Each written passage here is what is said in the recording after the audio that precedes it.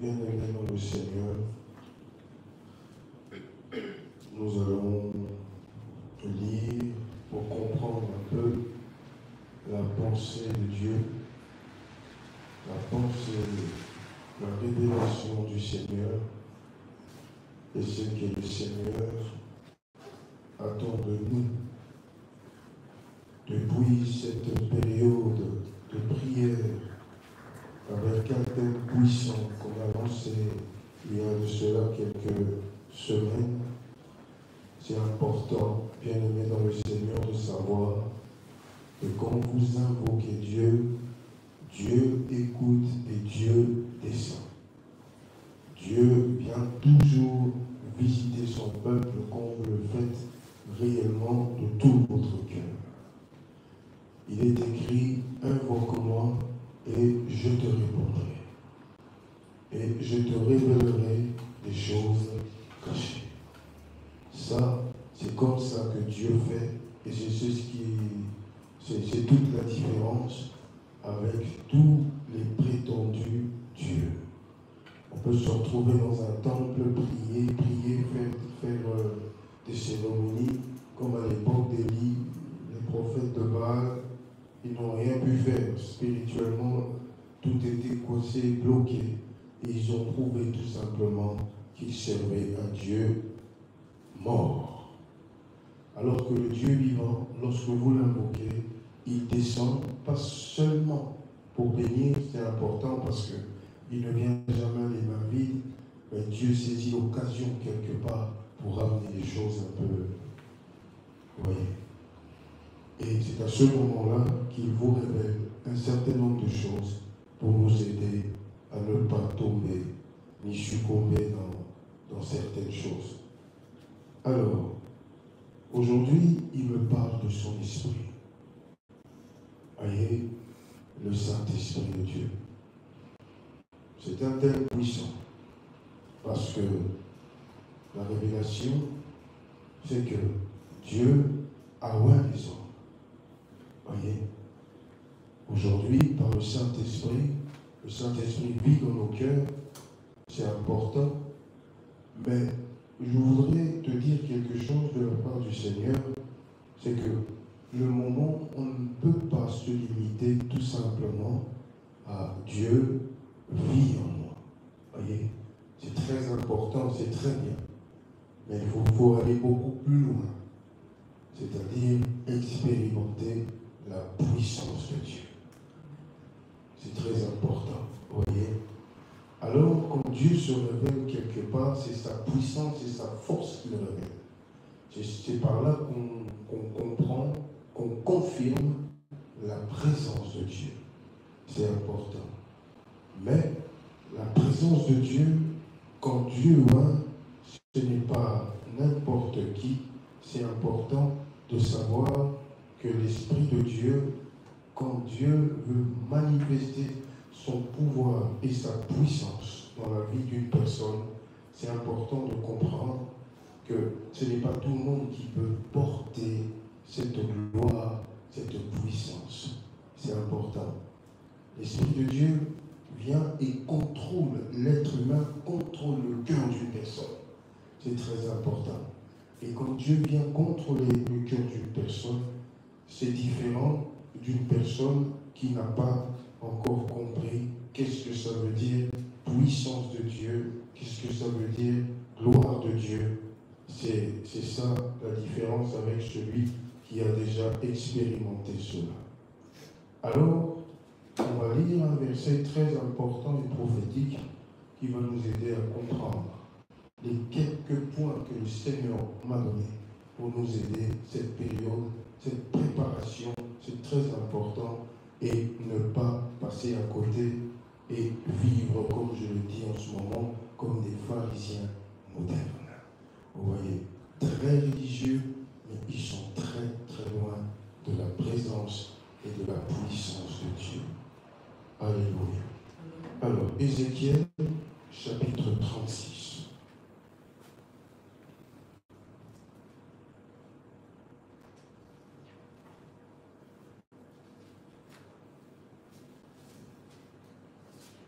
Ézéchiel 36, à partir du 24e verset. Écoute-moi très bien et on va prier.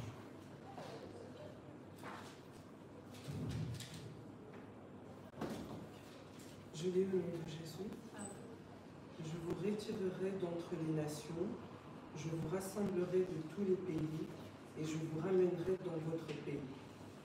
Je répandrai sur vous une eau pure. Je répandrai sur vous, je veux qu'on souligne ça, une eau pure. Alléluia.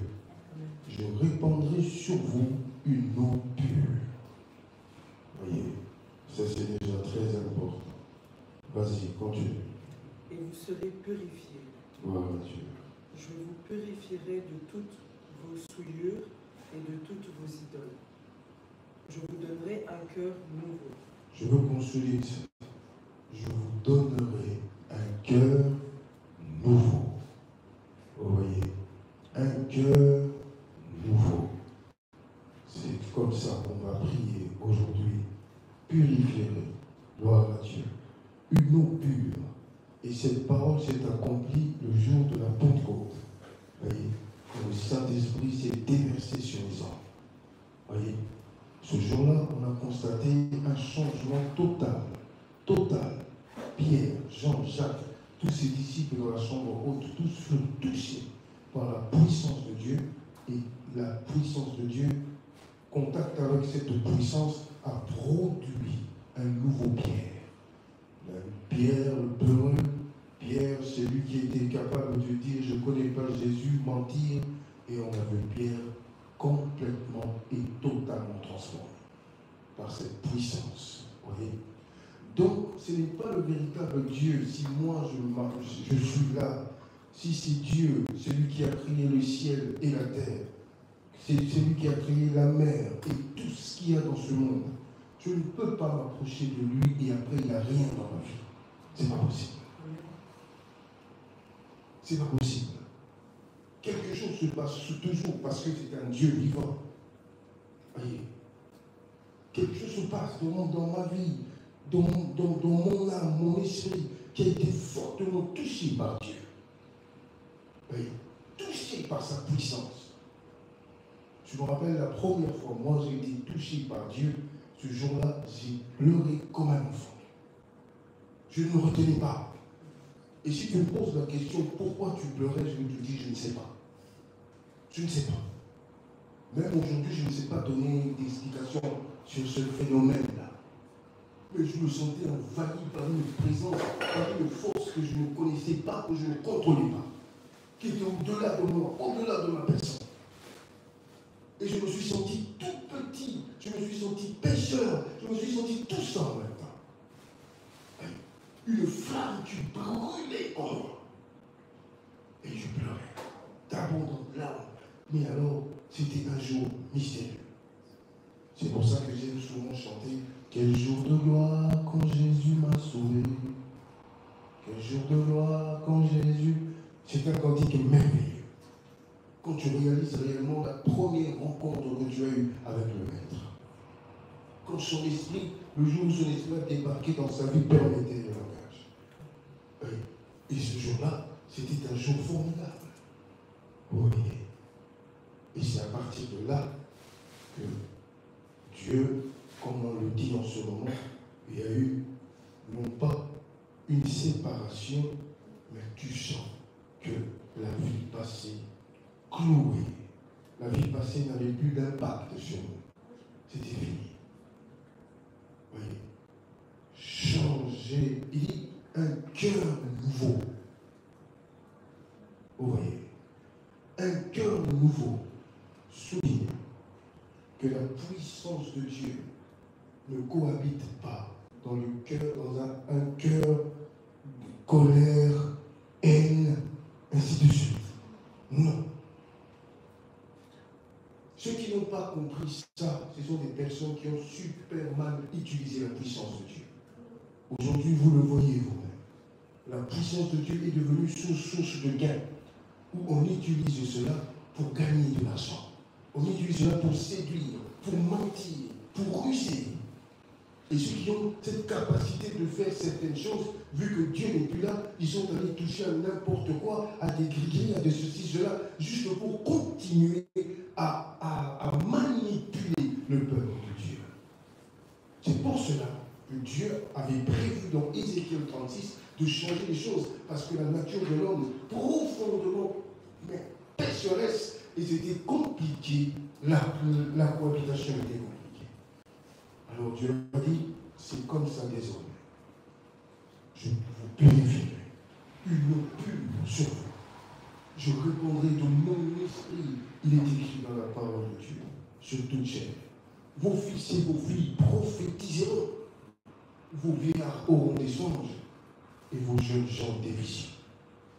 Oui, ça c'est l'impact de sa présence, de sa puissance. Oui, un cœur purifié de toute mauvaise conscience, un cœur purifié de tout ce qui a, voilà, tout ce qui ne peut pas produire quelque chose de bien dans la vie d'une personne. Et c'est la puissance de Dieu qui se manifeste quand Dieu change complètement et totalement le cœur de cette personne-là. Alléluia. C'est très important. Continuez la lecture. Et je mettrai en vous un esprit nouveau. Et je mettrai en vous un esprit nouveau. Alléluia. Un esprit nouveau. Regarde cet esprit-là. C'est pas un grand peu. Alléluia. Un petit peu. Un esprit nouveau. Un esprit nouveau, parce que quelque part, la mentalité, ça peut jouer aussi de mauvais tours dans la vie d'une personne. Tu peux recevoir beaucoup de Dieu, mais si la mentalité est pourrie, ça ne sert à rien. Quand on a grandi, on a traîné dans un milieu, dans un coin où on a été fortement influencé. C'est pour ça que Dieu fait, par sa force et par sa puissance, pour qu'on puisse changer un certain nombre de choses, habitudes, ainsi de suite, qui ne correspondent pas avec la vision de Dieu, avec la volonté de Dieu. Oui, c'est un homme nouveau, renouvelé. Oui. Et c'est de là que la puissance de Dieu agit en lui, par lui, et Dieu fait des grandes choses parce que son cœur a été totalement et complètement purifié. Un esprit nouveau. Un esprit nouveau. Un changement total de mentalité. Ce n'est plus la même chose, ce n'est plus la même personne. Continue. J'ôterai de votre corps le cœur de pierre, et je vous donnerai un cœur de chair. Je mettrai mon esprit en vous. C'est-à-dire, on parle de sensibilité spirituelle. Aujourd'hui, un cœur de pierre qui représente l'incrédulité. Les gens peuvent écouter la parole, les gens peuvent écouter Dieu, même quand Dieu parfois nous parle par des songes, des visions, les gens n'ont plus la sensibilité d'écouter et d'obéir. C'est le contraire de la foi. Alléluia. C'est très important. Vous savez, moi, j'ai appris beaucoup de choses. Et ça, c'est pendant les moments les plus sombres. Il y a certaines choses que je ne comprenais pas. En tant qu'humain, ce n'était pas possible. Je ne voulais pas être là. Mais je sentais en moi une force qui me disait « aie confiance ». Malgré que j'étais sombre devant moi, mais c'est dans ces moments-là que j'ai appris à faire confiance, mais une confiance aveugle, totale en Dieu. Et ça m'a guéri de beaucoup de blessures. Cette confiance que j'ai en Dieu. Oui. Tu avances dans un terrain, dans un monde où tu ne vois rien, parce que l'atmosphère, l'environnement est pollué. Mais malgré ça, tu as une confiance absolue dans ton cœur en Dieu. Oui, comme je vous ai dit, Jésus-Christ a payé nos confiances entourées d'un désespoir incroyable. Oui, le désespoir régnait totalement, mais il a montré l'exemple, un pilier de confiance. Vous voyez, ça ce sont des choses que le Saint-Esprit produit dans ma vie, produit en moi. Oui. Un cœur nouveau, un cœur de chair, non plus un cœur de pierre. J'écoute énormément, mais ça n'a pas d'impact dans ma vie. Si notre évangile est encore voilé, c'est pour ceux qui périssent. C'est pour les incrédules dont le Dieu de ce siècle a aveuglé l'intelligence, pour ne pas voir briller la splendeur de l'évangile du Christ. Comme c'est pas voir, on n'a pas les yeux pour voir et contempler la splendeur de l'évangile du Christ, c'est qu'on n'a encore rien vu. C'est normal que je sois timide dans sa présence. C'est normal que je ne ressente rien. Parce que je ne sais pas ce que ça veut dire. Ça veut dire quoi, cette splendeur? Quand on a expérimenté cette splendeur, la présence, la lumière, tout ce que Dieu est, son être, ta vie change. Tu passes de celui qui avait entendu juste parler de lui et qui pendant un temps était religieux à un véritable enfant de Dieu. Comme dirait Jean, j'ai touché de mes mains. J'ai vu, je suis témoin oculaire et je l'ai touché. Je l'ai touché. Il était là, plein de grâce et de vérité. Je l'ai vu, et nous avons nous-mêmes contemplé sa gloire. Ce n'est pas une histoire qu'on va raconter. C'est un témoignage vivant. J'ai vécu cela. Je l'ai touché, je l'ai vu. Oui. Ça a changé sa vie. Alors, un cœur de chair, c'est important. Un cœur de chair, une sensibilité incroyable. Obéissance, c'est lié à tout ça. Oui. Continue à lire Dieu. Je mettrai mon esprit en vous. Et là, c'est un grand petit E. Je change ton esprit grand et après je défais sur mon esprit. T'as vu? Parce qu'avec l'ancienne nature, avec l'ancienne personne, avec le cœur contrôlé par beaucoup de sensations ressenties bizarres, c'est difficile que le Seigneur trouve sa place, c'est difficile d'écouter sa parole, c'est difficile de laisser le Saint-Esprit agir librement. Si je suis contrôlé par la passion, je suis contrôlé par le plaisir, par le désir, par la colère, c'est très compliqué. Le Saint-Esprit n'a pas d'espace pour réellement t'aider à trouver un certain nombre de choses, c'est-à-dire t'épanouir sur le plan spirituel. Oui. Et ce changement-là était important. Et c'est ce qu'on appelle la régénération. Oui, la régénération. Où Jésus a dit, on va le voir avant de prier, Jean, on termine d'abord la lecture là et on va lire 2 autres versets et on va prier. Je mettrai mon esprit en vous et je ferai en sorte que vous suiviez mes ordonnances. Alléluia. Et que vous observiez et pratiquiez mes lois. Gloire à Dieu. Vous habiterez le pays que j'ai donné à vos pères. Vous serez mon peuple et je serai votre Dieu. La réconciliation est totale. Alléluia. Totale. La réconciliation avec Dieu par Jésus-Christ. Je serai votre Dieu, il assure. Vous habiterez le pays. Je serai là au milieu de vous. Oui. Désormais, la cohabitation est possible. Parce que mon cœur a changé. Mon cœur n'est plus contrôlé par les ténèbres. Mais mon cœur est contrôlé par la puissance du Saint-Esprit. Qui agit librement dans la vie. Moi-même, je ne deviens pas obstacle pour ne pas laisser la main de Dieu toucher et agir dans la vie. Je le laisse faire. Oui, parce que mon cœur a changé. Jean, chapitre 3, il y a à partir du premier verset, et on va lire le dernier verset, et on va passer un moment dans la prière. Gloire à Dieu. Je lis au nom de Jésus. Mais il y eut un homme d'entre les pharisiens, nommé Nicodème, un chef des Juifs, qui vint, lui, auprès de Jésus de nuit et lui dit, Rabbi, nous savons que tu es un docteur venu de Dieu, car personne ne peut faire ces miracles que tu fais, si Dieu n'est avec lui. Jésus lui répondit, en vérité, je te le dis, si un homme ne naît de nouveau, il ne peut voir le royaume de Dieu. Gloire à Dieu. Nicodème lui dit, Si un homme naît de nouveau, il ne peut voir le royaume des cieux. Alléluia. Ni comprendre, ni rien du tout. Dieu est un étranger dans sa vie. Dieu est juste, on me parle de lui quand je vais à l'église ou à la télé ou sur Internet. C'est un étranger dans sa vie. Mais je ne veux plus que tu sois un étranger dans ta vie. Je veux que tu laisses Dieu réellement une place, que tu laisses une place, mais la place la plus importante dans ta vie, pour expérimenter la puissance du Saint-Esprit. Oui.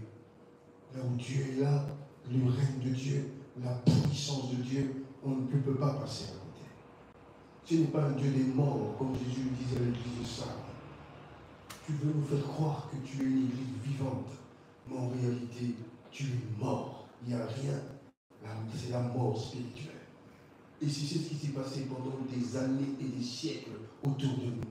Parce qu'on n'a pas respecté scrupuleusement les commandements, la loi et ce que Dieu nous a commandé de faire. C'est le Saint-Esprit seul qui connaît le chemin. Il vous conduira dans toute la vérité. Il vous enseignera toutes choses. Mais c'est l'homme qui a pris la première place et qui a inventé beaucoup de choses aujourd'hui qui nous sont coincés, enchaînés et bloqués. Parce que la déviation doctrinale ne peut nous emmener que dans la coupe de Satan. La déviation doctrinale ouvre des portes à des démons. Parce que certaines pratiques spirituelles, il ne faut pas oublier que ce qu'on nous pousse à faire aujourd'hui, ce sont des choses que si vous n'avez pas le discernement, vous faites, mais on vous met en contact avec des esprits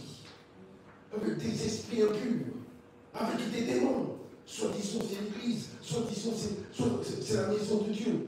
Mais en vérité, tout ce qui est caché, tout ce qui est derrière, le côté lumière que nous on voit, ce sont des pratiques mais occultes, prévues depuis très longtemps par l'esprit de l'Antichrist qui contrôle tout ça pour affaiblir l'Église. La meilleure manière, c'est de nous pousser à la déviation doctrinale et des pratiques terribles.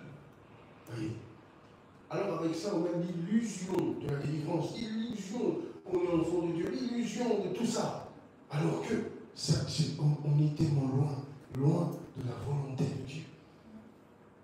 Vous voyez, c'était l'église de Sardes, c'est l'église de Laodicée. Gloire à Dieu.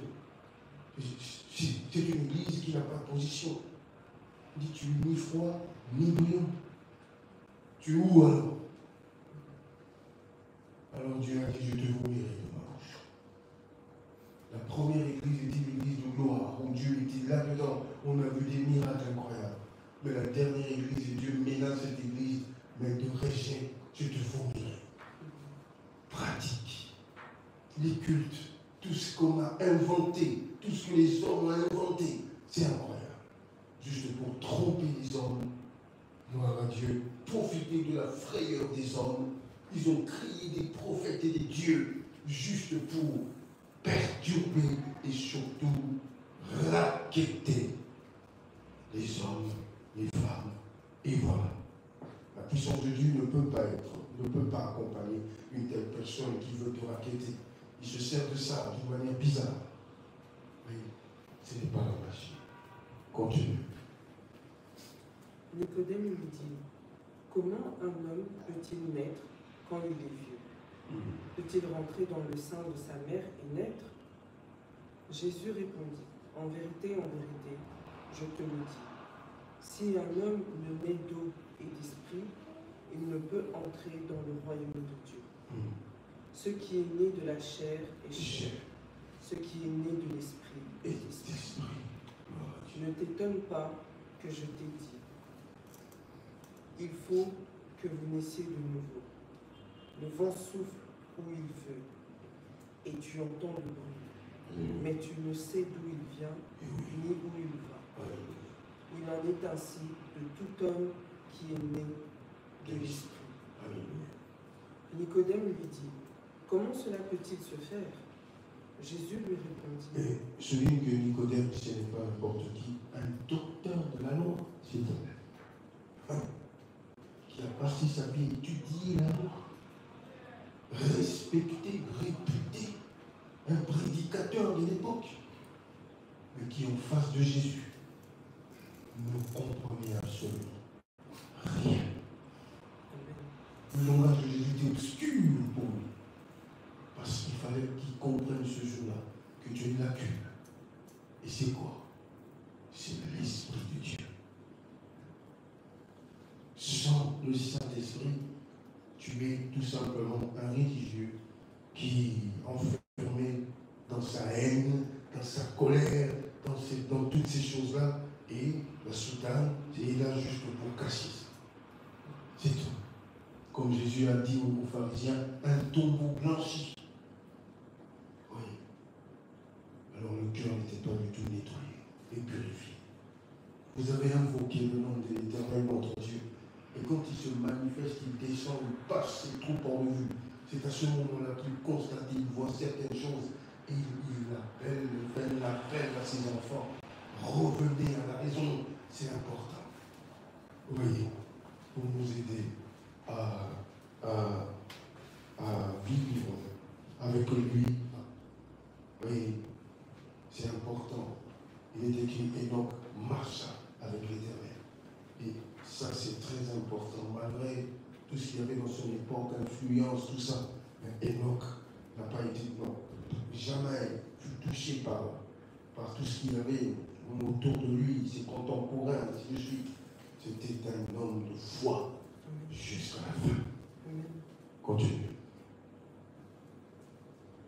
Nicodème lui dit, comment cela peut-il se faire?